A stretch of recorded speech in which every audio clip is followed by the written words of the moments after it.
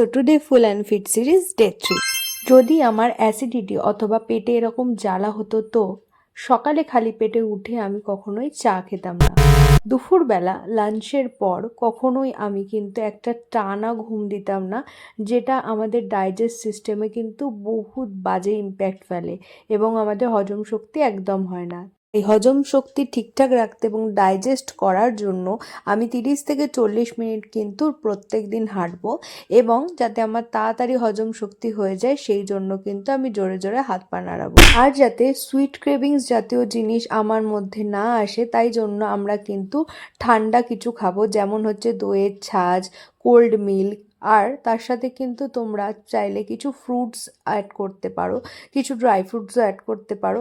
So আমার মতে fruits add করলে কিন্তু বেটার রেজাল্ট পেতে পারো। স্ক্রিনে সব মেনশন করে দিলাম, চেক করে নিও। আর এই ভিডিওটা তাদের সাথে শেয়ার করো যাদের কিন্তু অ্যাসিডিটি প্রবলেম আছে। সো ভালো লাগলে লাইক করে দিও। বাই।